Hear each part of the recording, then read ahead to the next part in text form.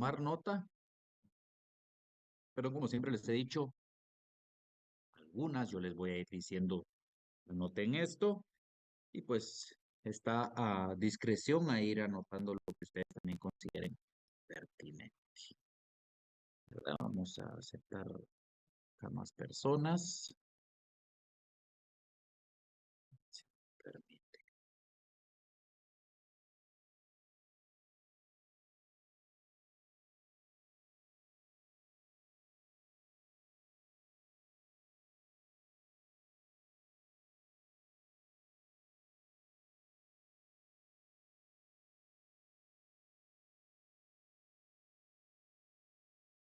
Bueno, recordemos siempre un poquito qué vimos en la clase anterior y vimos algunos principios, recuerdan ustedes, de la contratación. Si se dan cuenta, hemos ido utilizando algunos términos distintos, pero son sinónimos. Por lo tanto, el negocio jurídico contractual, por ejemplo, con la contratación o un contrato, ¿verdad? Todo es materia de lo que estamos aprendiendo en esta clase.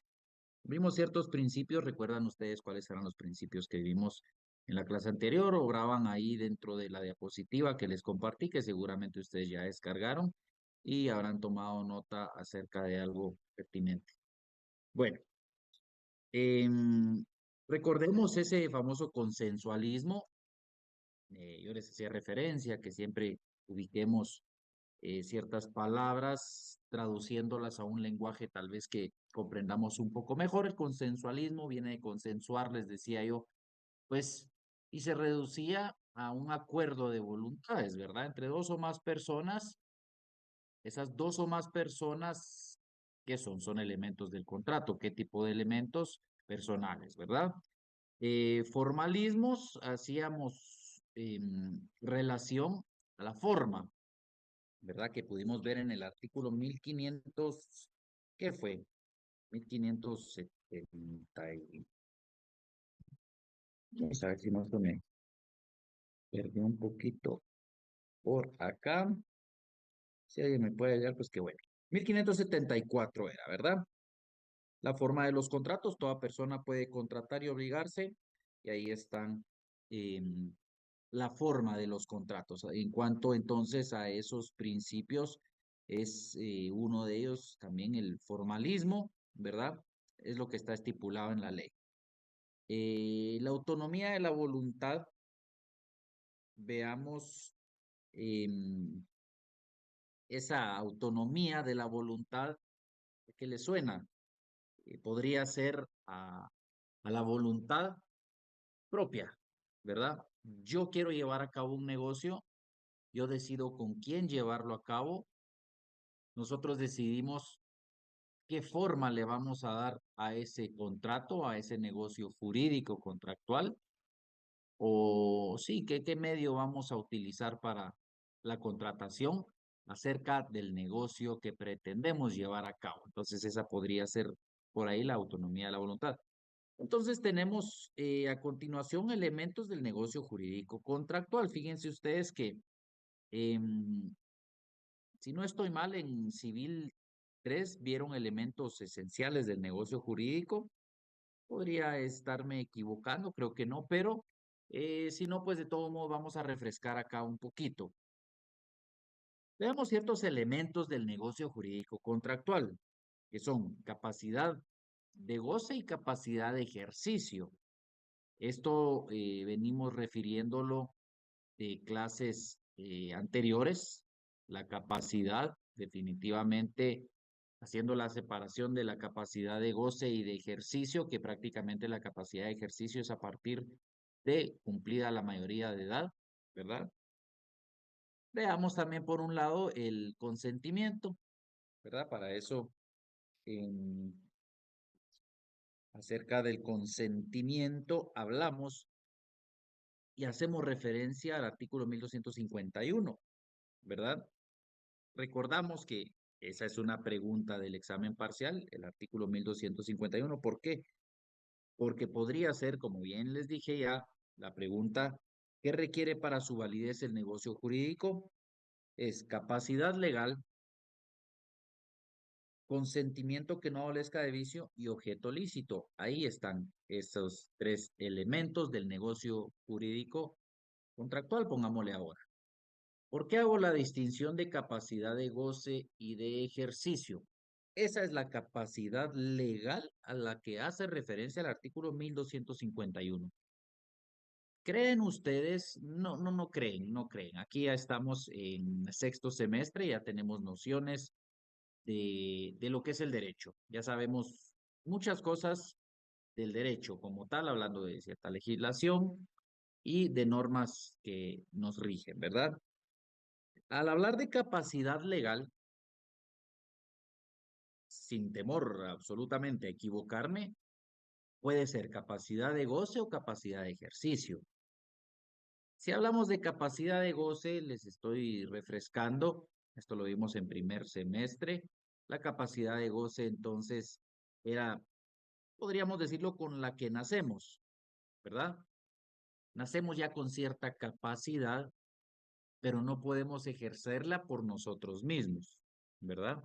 Bueno, entonces esta capacidad legal a la que refiere el artículo 1251, ¿creen ustedes que un menor de edad podría llevar a cabo un negocio jurídico contractual?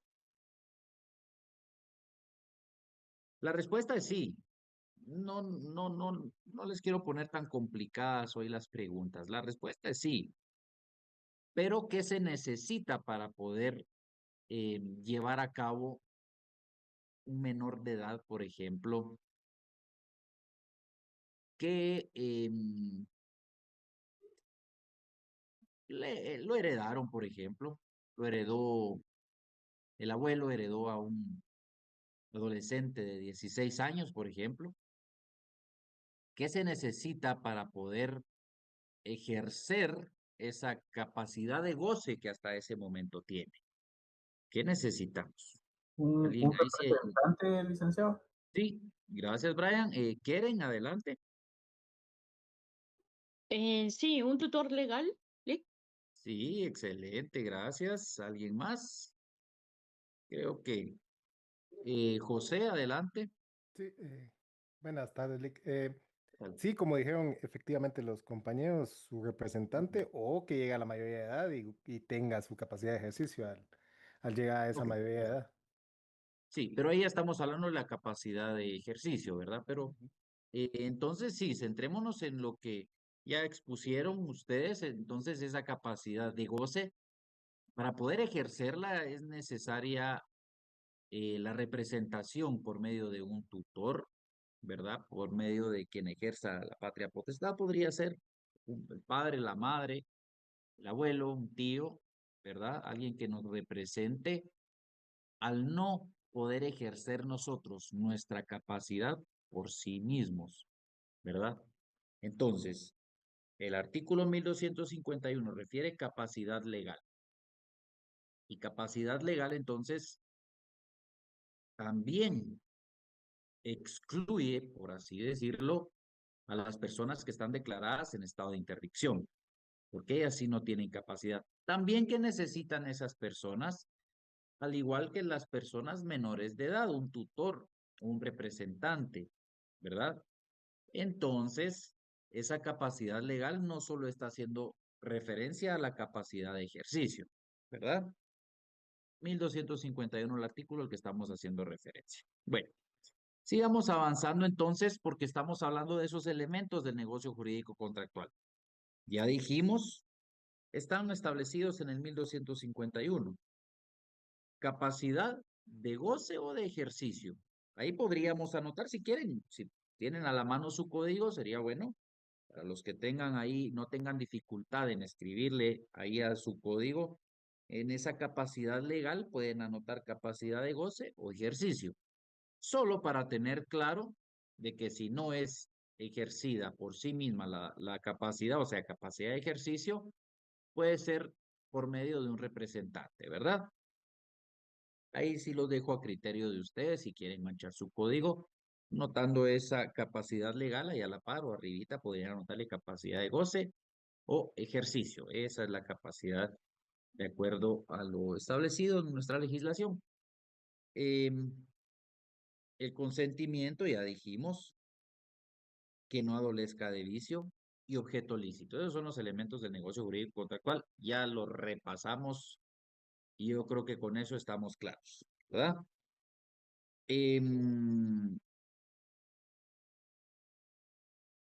Veamos, vamos a utilizar un poquito nuestro código, ¿por qué no? Un poquito más adelante para dar tal vez una introducción a algo.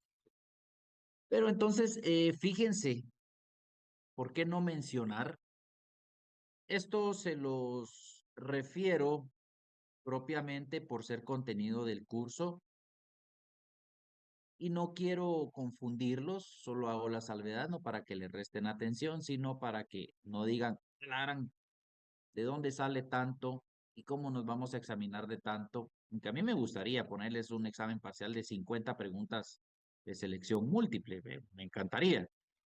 Pero ese no es el sentido, esa no es la intención de uno como docente, examinar, ¿verdad? Definitivamente no. Si se tratara de eso, les hago un formulario de 100 preguntas, selección múltiple y 10 minutos, ¿verdad? O sea, pero eso sería alguien malintencionado probablemente.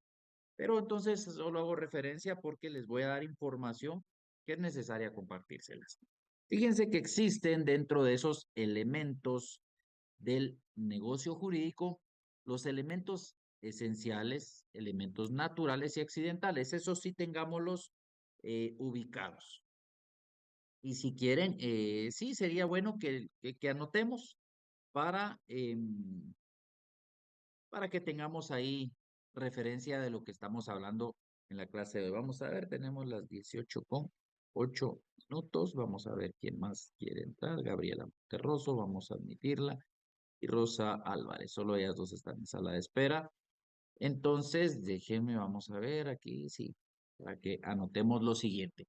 Elementos esenciales, por favor, si hay personas que no puedan anotar ahorita, siempre busquen ahí quien puede apoyarles para darles copia después acerca de lo que anotaremos hoy.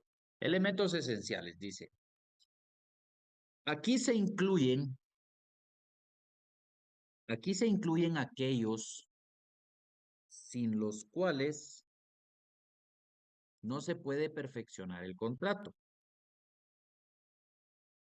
Aquí se incluye aquellos sin los cuales no se puede perfeccionar el contrato. Son íntegramente necesarios. Son íntegramente necesarios para la existencia o valor del contrato. Para la existencia o valor del contrato, ya que intervienen en su fondo y forma. Voy a repetirles todo. Elementos esenciales. Aquí se incluyen aquellos sin los cuales no se puede perfeccionar el contrato. Son aquellos íntegramente necesarios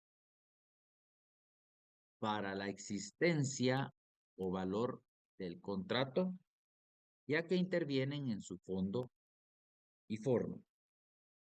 Existen tres formas. Existen tres formas. Anotemos. Esenciales comunes. Esenciales comunes. Dos puntos. Esenciales comunes, dos puntos. Consentimiento, capacidad y objeto. Esenciales comunes, dos puntos. Consentimiento, capacidad y objeto. El siguiente. Esenciales propios, dos puntos. Esenciales propios, ese es el número 2.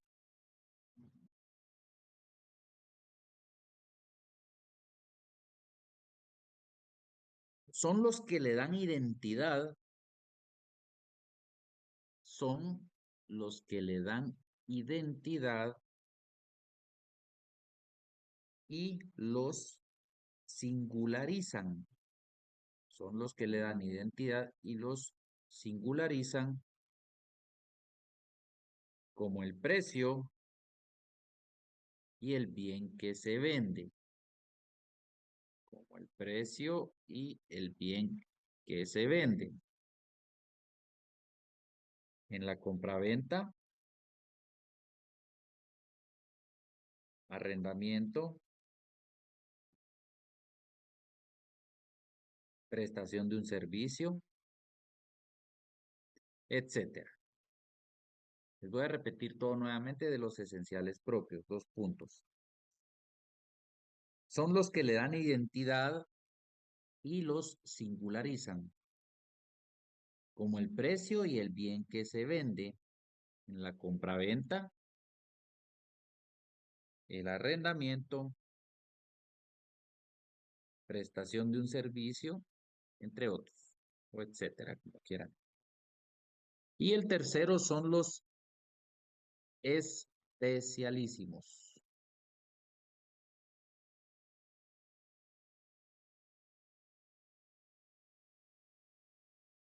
Especialísimos o esencialísimos, si quisieran ponerlo, como quieran, especialísimos o esencialísimos. 2 puntos. Propios de una sola figura contractual. Propios de una sola figura contractual. Como la renta que paga. Propios de una sola figura contractual. Como la renta que paga el obligado en el contrato de renta vitalicia. Como la renta que paga el obligado en el contrato de renta vitalicia. Bueno, ahí tenemos, sí, Rolando, adelante. Perdón, Lick, solo para confirmar y corroborar, dentro de los elementos están, dijo, los esenciales, naturales y accidentales. ¿Sí apunté bien o estoy mal? Elementos esenciales, naturales o accidentales, no. Te fuiste un poquito adelante, pero No, más atrás. regrese. Atrás. Ajá. Vamos a ver. Sí. Regresemos un poquito. Es que, bueno, no sé. Yo estoy leyendo algo acá, tal vez me fui un poquito acá. Vamos a ver. Los elementos de negocio jurídico ya dijimos cuáles son. Los establecidos en el 1251, los ampliamos un poquito más, ¿verdad? Por ahí entonces vimos los elementos esenciales, los naturales y accidentales. Ahorita ampliamos los esenciales, ¿verdad? Ahí está. Todo ese bloque que ¿Estamos dijo bien? el de los esenciales. Sí, ahorita Ahí está. ampliamos Ah, ok. únicamente los esenciales. Ahí estamos. Gracias, Lick, ya le Va, entendí. Gracias. sí, con mucho gusto. Ya vimos que para ampliar un poquito, existen elementos esenciales, naturales y accidentales. Dentro de los esenciales, vimos ahorita esenciales comunes, esenciales propios, o esencialísimos o especialísimos, como quieran verlo. Son 3, ¿verdad? ¿Por qué es necesario darles esta información? Porque si la leemos despacito, vamos a hacer referencia y tal vez no es que nos lo vayamos a aprender así para responder un examen, pero ¿quién quita? Eso sí, no lo quiero menospreciar. De repente se topan ustedes ya en su fase correspondiente a alguien que les pregunte, mire, ¿cuáles son los elementos del contrato? Entonces ustedes podrían decirle, bueno, elementos del negocio jurídico contractual son 3, son estos, estos y estos, pero hablando de contrato también existen elementos esenciales, naturales y accidentales. Si le dice, bueno, amplíeme los esenciales, ustedes ya podrían decir, bueno, existen los esenciales comunes, esenciales propios y esencialísimos o especialísimos, como quieran llamarle. Ahí les estoy dando esto para lectura, para su acervo, para que ustedes lo lean, por eso se los dicté, y así se amplía su mente. Decimos los esenciales comunes son el consentimiento, la capacidad y objeto. Ya vieron que son lo que establece el artículo 1251, ¿verdad? Ahí no hay pierde. Consentimiento, capacidad y objeto. Esos son los elementos esenciales comunes. Ahora los esenciales propios. Esto es un extracto, lo que yo les compartí es un extracto de lo que contiene el libro que les recomendé. Eso sí lo tomé de ese texto de Pancho Flores, porque es él el que define o señala estos esenciales propios como los que le dan identidad y los singularizan, o sea, los que los diferencian, entre otros, ¿verdad? Como dijimos, pueden ser el precio y el bien que se vende.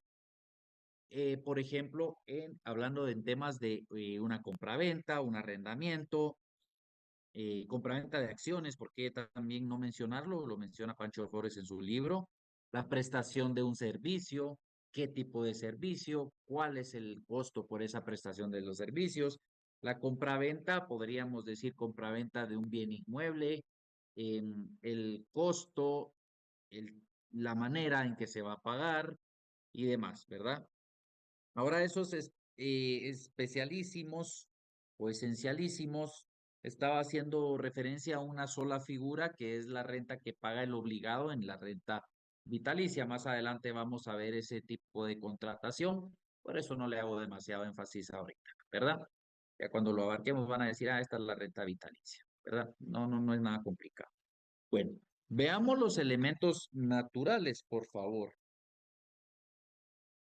Elementos naturales y anotemos. Elementos naturales acompañan normalmente al negocio jurídico.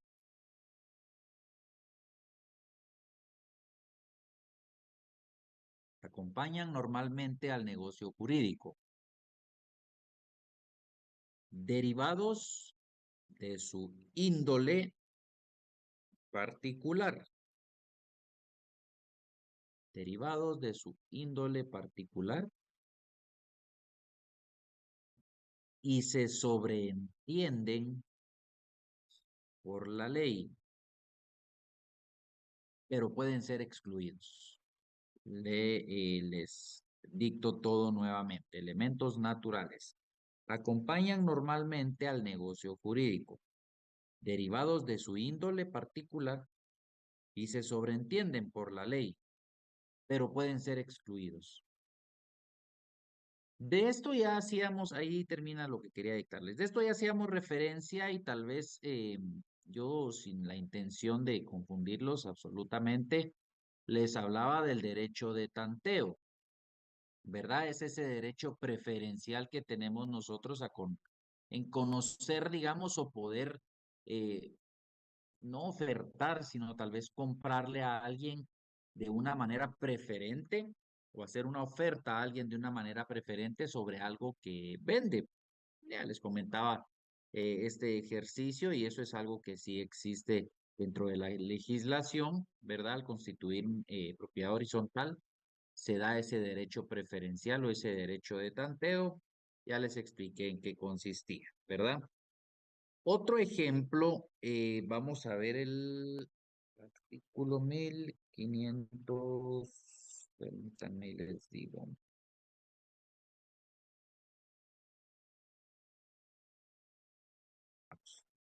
Artículo 1543.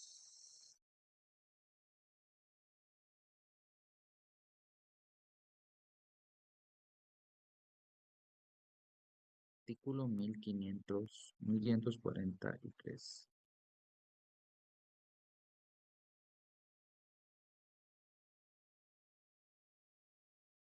Establece, el enajenante está sujeto al saneamiento por evicción o por vicios ocultos en todo contrato oneroso en que se transfiere la propiedad, la posesión, el uso, goce o disfrute de una cosa.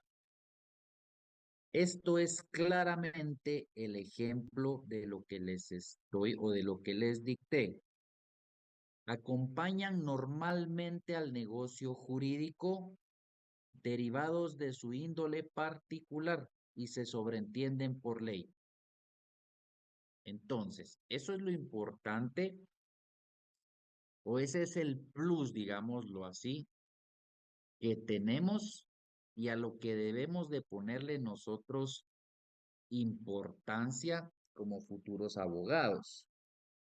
Porque ya hablamos también de que un contrato entre partes es ley, para lo cual les comentaba yo por ahí alguna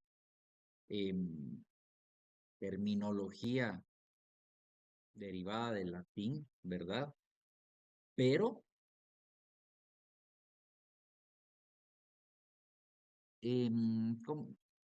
estoy buscando tal vez un poquito palabras sencillas. Al ser nosotros estudiosos de leyes, debemos de ampliarnos y ser especialistas en conocer este tipo de condiciones que la ley establece. Por supuesto, nos podemos especializar en la rama que querramos, pero no me dejarán mentir. Ustedes ya son víctimas tal vez de que, mira, estudias leyes, ayúdame con esto, o tengo una duda. Ya la gente cree que porque estudiamos derecho, por supuesto, en la mejor universidad, y está bien, así nos exigen, ¿verdad? Así nos vamos preparando para la vida.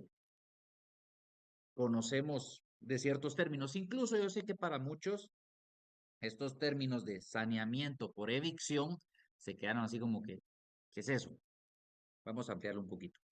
Pero son entonces estos pequeños detalles que como abogados debemos de conocer al momento de que se nos requiera para que se suscriba ante nuestros oficios un contrato de arrendamiento, de enajenación, ¿verdad? ¿Qué es esa enajenación? Este artículo también lo amplía un poco.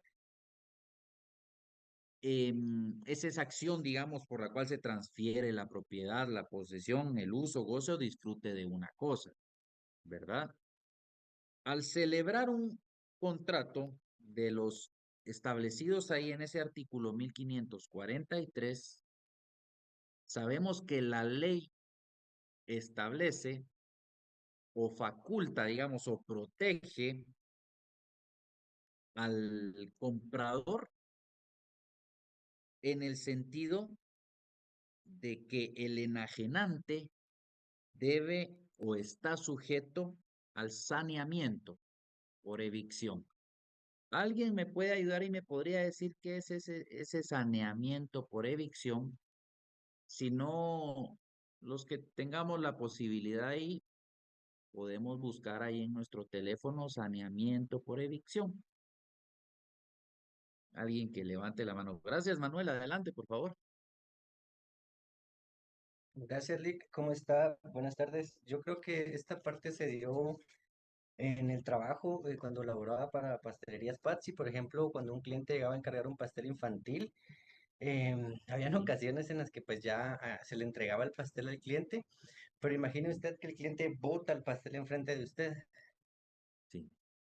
Entonces acá creo que se da como que el saneamiento por qué evicción, en donde la Ajá. empresa pues le cubría no la totalidad del producto, pero sí cierta parte para que el cliente pues pudiera optar a otro producto. Excelente. Qué bonito ejemplo. Muchas gracias, Manuel. Abigail, adelante. ¿Qué tal? Buenas tardes.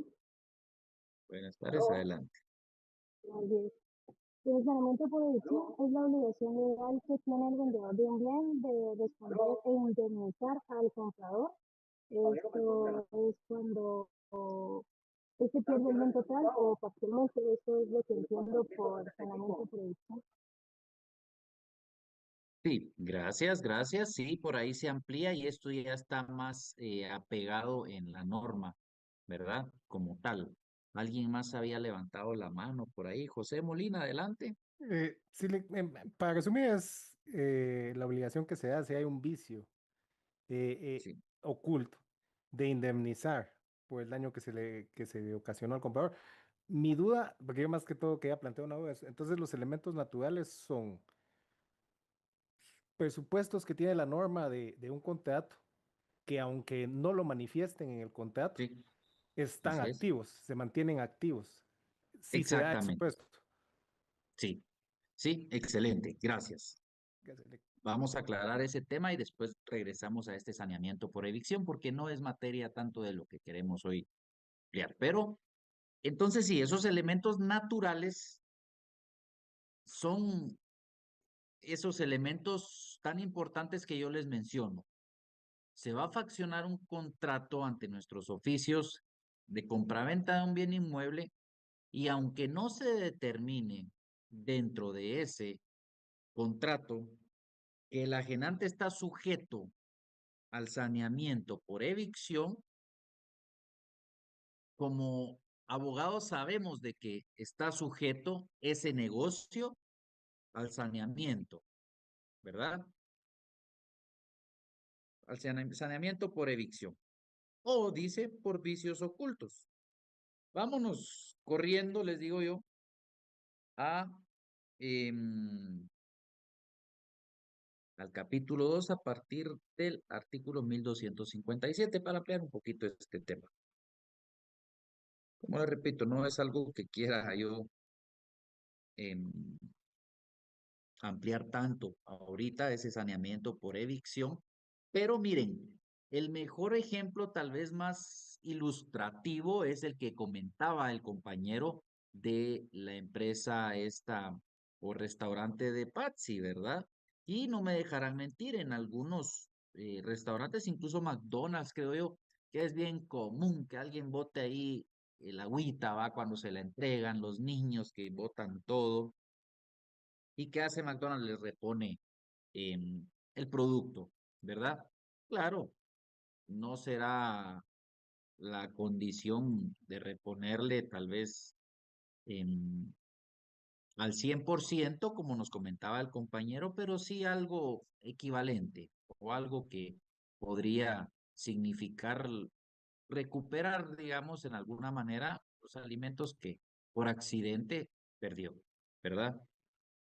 ¿Qué artículo dice Michelle? Ahorita vamos al... esto del saneamiento dijimos el 1543, pero yo quiero que ahorita vayamos al 1257.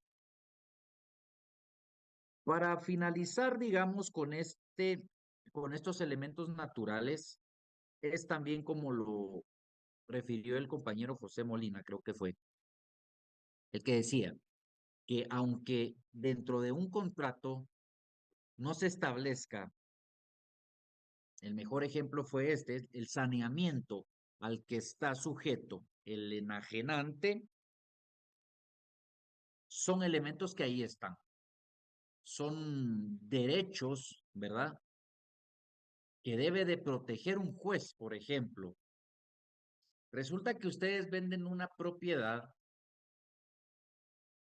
imaginémonos algo sencillo, cuadrada, ¿verdad?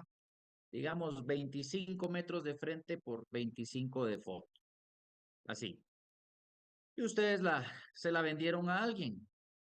Ustedes sabían de que pesaba un gravamen sobre esa propiedad, o digamos tal vez un derecho de paso, como dicen, que era un camino justamente a la mitad de ese terreno.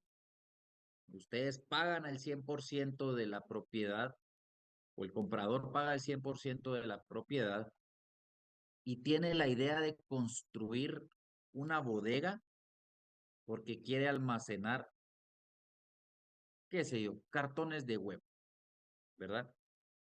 Cartones de huevos específicamente, nada más, no nos metamos a los alimentos o a los huevos como tal. Cartones, cartón. Y era ideal para lo que él tenía pensado. Resulta que cuando empieza él a construir, llega la autoridad y le dice, mire, usted está violentando el derecho que tienen todos los vecinos de pasar en medio de su terreno.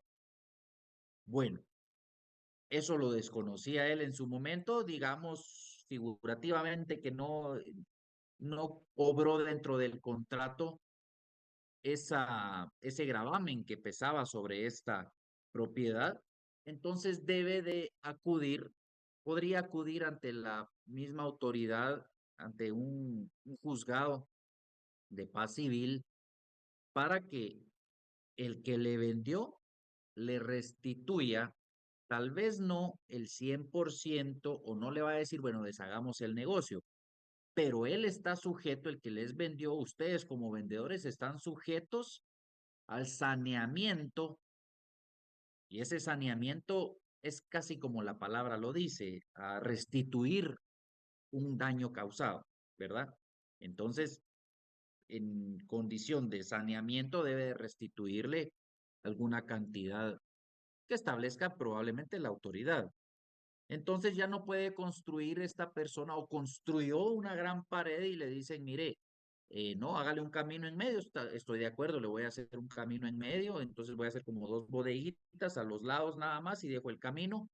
Eso me representó un gasto de 100,000 quetzales. Bueno, entonces ese saneamiento por evicción se estima que está evaluado en ese monto y es lo que debería de restituirle o pagarle, digamos, el que le vendió el inmueble a ustedes o el inmueble que ustedes vendieron, ¿verdad? Es ese saneamiento, que de ahí viene ese saneamiento por evicción.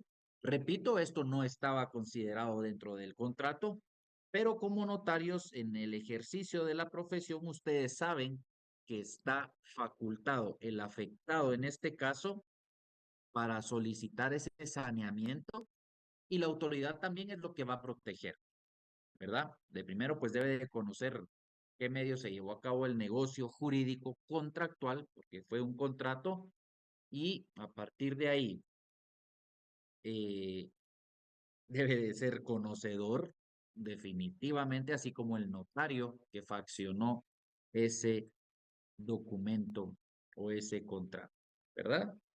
Veamos solo un poquito el artículo 1257. No vamos a verlos de lleno, los vicios de la declaración de voluntad, pero veamos lo que establece. Dice, es anulable el negocio jurídico cuando la declaración de voluntad emane de error, de dolo, de simulación o violencia. La nulidad no puede pedirla o demandarla la parte que hubiere causado el vicio. Bueno, entonces regresemos al ejemplo que les estaba poniendo. Si se comprobare de que la persona que les vendió a ustedes ese terreno de 25 por 25, a sabiendas de ese gravamen que pesaba sobre el inmueble, se quiso hacer el loco o quiso sorprenderlos con tal de que le pagaran lo que él quería y evitó decirles a ustedes, mire, pesa un gravamen o hay un derecho de paso, como lo dicen, en esta propiedad, entonces ahí se podría acudir a esa anulabilidad que habla el artículo 1257 que establece, ¿verdad? Bueno, vamos a ver más adelante estos vicios del consentimiento. Entonces, regresemos, nos fuimos bien adelante, ejemplificamos de varias maneras los elementos naturales. Ya dijimos, son aquellos que acompañan normalmente al negocio jurídico, que aunque no se establezcan dentro del contrato, se sabe o se sobreentiende por ley que ahí está, ¿verdad? Que amparan, en este caso, a quien podría salir afectado, que sería el comprador, ¿verdad? Por supuesto, podría ser también el vendedor de alguna manera, ¿verdad? Bueno, en cuanto a los elementos naturales. ¿Tienen alguna duda acerca de los elementos naturales o seguimos avanzando? Sí, muy buenas tardes, Lick. Ujú. Yo tengo dos dudas, no sé si son de los elementos naturales, pero sí creo que es del saneamiento. Pues mis dudas son las siguientes. La primera es referente a un contrato, por ejemplo, las tarjetas de crédito. Eh, yo tengo una tarjeta de crédito y me llamaron por teléfono en donde me dicen que me otorgan un seguro por si mi carro se me queda en cualquier Sí, lugar y llega la grúa.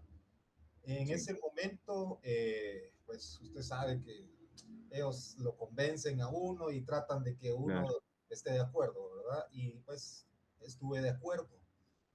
Mi pregunta de esta es, eh, ¿eso es formal? ¿Eso se vuelve ya, eh, a que yo esté de acuerdo, ya se vuelve parte del contrato de la tarjeta de crédito sin que yo haya firmado algo? Esa es mi primera pregunta. Bueno, y la otra es que me pasó, me quedé por ahí y bueno, dije, voy a utilizar el seguro para que vengan a traer mi carro, la grúa. Llamé y Sí, todo. Ah, muy bien, me dijeron, pero cuando les dije el año de mi carro, que mi carro es del 98, pues no es muy actual, mm, me dijeron que no cubría los carros del 98 esa mm, cláusula. Entonces, ah, pues a mí me enojé mucho porque yo estuve pagando durante cierto tiempo ese seguro y al final no me cubrió. Entonces yo les dije que iba a poner una denuncia a la DIACO y que iba a hacer todo lo posible para que me reintegraran el dinero que yo había pagado. Pues ujú. cuando llegué al banco, pues ya me dijeron, mire, eh, le devolvimos el dinero que usted invirtió en este seguro. Entonces es mi siguiente pregunta. Esto sería, me reembolsaron lo que yo invertí. Esto sería un saneamiento y más que... Eh, Podría ser, lo que pasa es de que habría que ver la forma o, para empezar, vámonos ahí, vamos a tomar de ejemplo esto. Forma de los contratos podría verse esto, ¿verdad? O el negocio jurídico. Nos vamos a la forma de los contratos 1574 y el cuarto es verbal, ¿verdad? Bajo bajo ese criterio se puede amparar el banco en decir, sí, aceptó y por eso las llamadas esas las graba, ¿verdad? Hay una contratación ahí verbal. En fin, ellos empiezan a cobrar y uno empieza a recibir el beneficio, supuestamente. Ahora bien, en cuanto a tarjetas de crédito, solo el término tarjetas de crédito siempre habría que hacer referencia o ver este tema, ver esa ley en específico, también asuntos de seguros y más. Muy probablemente ellos sí se fueron a ese saneamiento porque hubo una condicionante que no permitió que gozaras del beneficio por el cual pagaste, por ejemplo, por 6 meses. Entonces, esa condición se conoció cuando fue solicitado el servicio y pues ellos, digámoslo así, de buena fe, pues qué bueno que fue tu caso, de buena fe dijeron, bueno, nos imposibilitan nuestras normas poder cumplir con el servicio que nosotros le debimos de haber brindado, por lo tanto, en forma de saneamiento, aunque el banco ha de haber dicho, para evitarnos clavos, devolvámosle su dinero, porque tal vez son 50 quetzales al mes, por ejemplo, ¿verdad? Prefirió eso el banco a decir, bueno, aquí nos pueden pedir daños, perjuicios y lo que sea, porque le ofrecimos algo que no le cumplimos y tú podrías llevar incluso ante un juez y decir, miren, yo me gasté 1,800 quetzales de grúa porque me quedé en el puerto y ellos no me cumplieron con lo que me dijeron, ¿verdad? Entonces ahí el saneamiento correspondería en decir, bueno, sí, te vamos a pagar lo que gastaste e incluso te vamos a devolver tu dinero de alguna manera, ¿verdad? ¿Podría verse eso como un saneamiento que te devolvieron tu dinero? Tal vez sí, probablemente. No no lo dejemos por menos, ¿verdad? Podría ser un ejemplo del saneamiento, ¿verdad? La devolución del dinero en conjunto, además que en su momento diste en cuotas, ¿verdad? Al final fue, por decirlo, un ahorro ¿verdad? Que te sirvió de algo, pudo haber servido, no en el momento que tuviste la emergencia, pero sí eh, te devolvieron algo que ellos no cumplieron. Puede ser un saneamiento ese, ¿verdad? Gracias por compartirnos ahí y Sí, muchas gracias, lo Nick. tomé también para responderlo de una vez porque creo que sí aporta a la clase y puede ser también tomado como algún ejemplo, ¿verdad? Gracias, Daniel. Bueno, Rolando, adelante. Lic, por ejemplo, ¿eso solo aplica en casos concretos de contratos escritos o también aplica, por ejemplo, si una persona le vende a otra un artículo electrónico y este de repente por mal uso o por alguna razón ya no funciona, dura un tiempo, pero después no sé, se arruina, se quema o lo que sea? Ahí la persona que vendió, digamos, si fuese algo de segunda mano, como lo que suele suceder en los empeños y otras cosas, eh, ¿está obligado también a sanear todo esto o eso ya sería otro tipo de figuras? No, lo que pasa es de que por lo general, em, ahí vamos a esto. Estas casas de empeño, por ejemplo, si venden, la verdad no he adquirido algo en una casa de empeño, pero supongo que le dicen a uno, mire, firme acá. Y eso que uno firma, por ahí lo vería yo, o así asesoraría tal vez yo a una casa de empeño, se los voy a decir, protegiendo sus intereses, o sea, los intereses de la casa de empeño, por ejemplo. Es decir, bueno, hagan que el cliente firme, el que les va a comprar a ustedes el electrodoméstico, el vehículo, lo que sea, un documento en el que acepta esa, el que ustedes se, permítanme, sigo aceptando personas ya bien tarde, pero bueno, acepta ese descargo de responsabilidad, por ejemplo, por cualquier daño, desperfecto, etcétera, a partir de que se le entregue el bien. Entonces, ahí sí hay una contratación. Para responder a una pregunta sin que se me vaya antes, la idea es a qué está sujeto ese saneamiento. Leamos el artículo 1543, dice, el enajenante está sujeto al saneamiento por evicción o por vicios ocultos en todo contrato oneroso en que se transfiere la propiedad. Acá entonces dejamos afuera el ejemplo que dábamos con Danilo, ¿verdad? Porque ahí no se transfirió la propiedad, ni posesión, ni uso o goce o disfrute de una cosa. Hubiera sido el caso distinto que alquila un carro Danilo, por ejemplo, y le dicen, sí, donde usted se quede, lo vamos a traer, no hay pena. Se quedó tirado y le dice la empresa, mire, fíjese que a esta hora no lo podemos atender. Entonces busque una grúa y nos trae el carro porque de todos modos nos tiene que devolver el carro, ¿verdad? No es de su propiedad.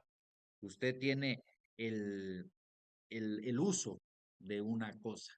Entonces, ahí sí se convertiría la obligación de ese saneamiento por evicción, ¿verdad?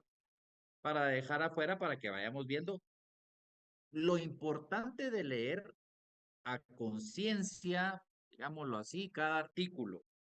Ahí ya salimos de dos dudas. Un contrato oneroso, ¿verdad? Contrato oneroso no está diciendo únicamente un contrato escrito.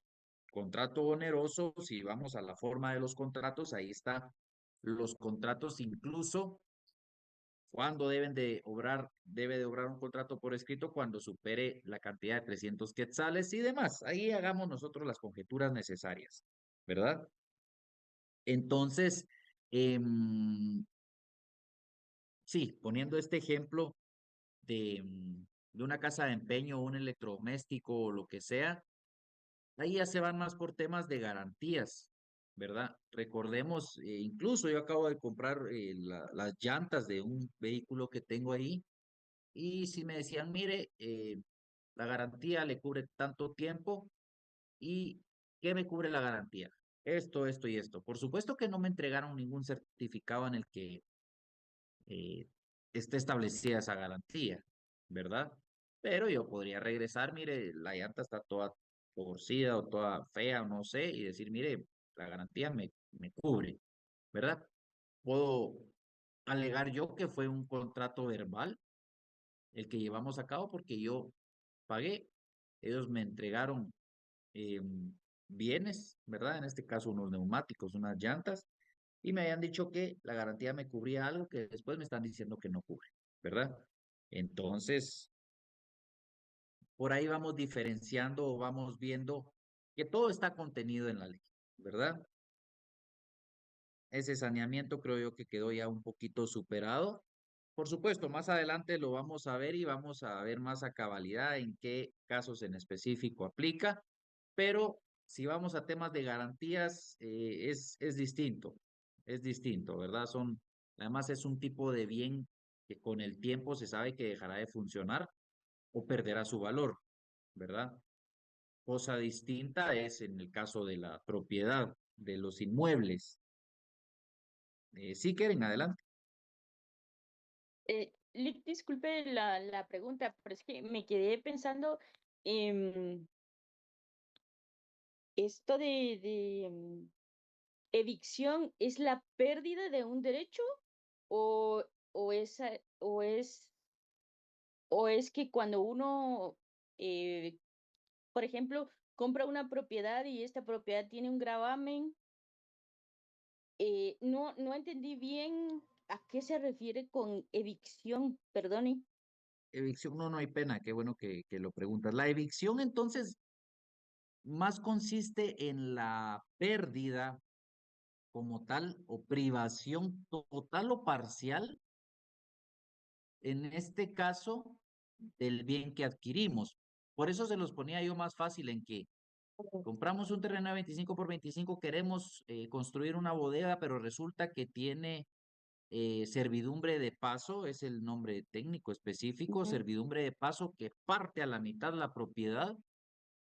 Entonces, ahí se nos está privando, digamos, en alguna cierta cantidad o en alguna parte Mm. el bien inmueble que adquirimos. Entonces, esa es la evicción, esa pérdida o esa privación total o parcial que sufrimos a causa de que la persona no nos había comentado, claro, ¿verdad? O sea, eso no podría darse tan así de fácil porque una servidumbre de paso debe de pesar sobre la propiedad, por lo tanto debe de estar inscrita en el registro general de la propiedad, pero es un supuesto. Entonces, ahí debe de haber un saneamiento, ¿verdad? Pero si se comprueba que hay un vicio como tal, es anulable el negocio jurídico. Entonces, es un poco complejo. Estoy tratando de desbaratar todo y hablarlo despacio para que vayamos entendiendo. Podría anularse el negocio jurídico si se comprueba que hay un vicio en la declaración de la voluntad de la persona que nos vendió ese inmueble, ¿verdad? Ahora bien, por ejemplo, que Muchas gracias. apareciera alguien y dice, mire, fíjese que yo soy la ex esposa de la persona que a usted le vendió el inmueble y tengo este documento, mire, legal que tiene validez y, y ese inmueble es mío, ¿verdad? No se había inscrito, por ejemplo, el documento que yo tengo, pero me corresponde. Ahí es la pérdida o la privación total de algo que compramos. Y ese saneamiento correspondería ahí entonces definitivamente en que nos devuelvan el dinero, ¿verdad? Pero si es parcial, resulta que llega la ex esposa, mire, tengo este documento y ese terreno está partido en tres y una tercera parte me corresponde a mí, las otras dos pues sí le corresponden a él, entonces se perdió o se privó de una parte de ese inmueble que en su momento nosotros adquirimos de buena fe. La persona que nos vendió, vendió de buena fe, sin embargo, por una orden judicial, por ejemplo, posterior al negocio jurídico que realizamos, se estableció que se debe de partir en dos partes, por ejemplo. Entonces, nos debe de restituir ese saneamiento, correspondería en pagarnos una tercera parte de lo que nosotros le entregamos en su momento por el 100% del inmueble que quisimos adquirir, ¿verdad? Nos fuimos ya bien adelante con este saneamiento por evicción. que no quería explicarlo ahorita, pero ya cuando lleguemos a esa explicación nos vamos a comer rápido ese tema, ¿verdad? Bueno, hablando y nos quedamos únicamente con esos elementos naturales que sabemos que aunque no se especifiquen dentro de un negocio jurídico contractual, ahí están, ¿verdad? La ley nos protege de esa manera que al momento de querer ejecutar un contrato, decir, mire, estoy siendo afectado por esto, bueno, el notario, por eso es de que acuden ante un notario la mayoría de veces, la gente cuando tiene problemas legales, porque somos los que debemos de saber, bueno, ¿qué negocio llevo a cabo este? Bueno, veamos qué elementos naturales encuentro yo en este contrato, que aunque no estén establecidos, yo sé que están inmersos de acuerdo con la ley dentro de este tipo de contratación, ¿verdad? Entonces, ese es el ejemplo que quería ponerles yo acerca de el saneamiento. Veamos solo para terminar de aclararles algo. Artículo 1548. Dice, tendrá lugar la evicción cuando se prive al adquirente por sentencia firme en virtud de un derecho anterior a la enajenación de todo o parte de la cosa adquirida. Es entonces, específicamente el caso que les comentaba, que llegaba la ex esposa y decía, mire, un juez determinó que me corresponde la mitad de ese inmueble, ¿verdad? Creo que con eso solventamos ahí toda duda que pueda surgir acerca de esa evicción. Saneamiento por evicción, que lo establece el artículo 1548. Nos fuimos bien adelante. Bueno, y veamos por último los elementos accidentales. Anotemos para terminar este tema hoy. Elementos accidentales. Se producen cuando los contratantes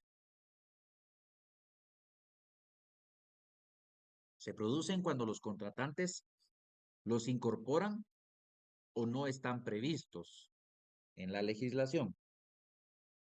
Se producen cuando los contratantes los incorporan o no están previstos en la legislación. Nacen exclusivamente de la voluntad de los contratantes. Nacen exclusivamente de la voluntad de los contratantes. Siendo estos accesorios al mismo, como el plazo, la condición y el modo. Voy a dictarles todo nuevamente. Elementos accidentales. Se producen cuando los contratantes los incorporan o no están previstos en la legislación. Nacen exclusivamente de la voluntad de los contratantes, siendo estos accesorios al mismo, como el plazo, la condición y el modo. Y bueno, ahí lo dejamos. Para ejemplificar esto, entonces, definitivamente, tal y como lo pudieron ustedes anotar, los accidentales son los que convenimos nosotros, lo voy a decir así, porque así se nos dio la gana, ¿verdad? Podría ser un elemento accidental, una compraventa, por ejemplo, a plazos. Ese podría ser un elemento accidental, así de sencillo, una compraventa a plazos. Incluso para ponerle algo ahí, otro ejemplo, ampliar un poquito, que a partir del pago de la última cuota, el vendedor le va a entregar las llaves, por ejemplo, del bien inmueble que se está negociando.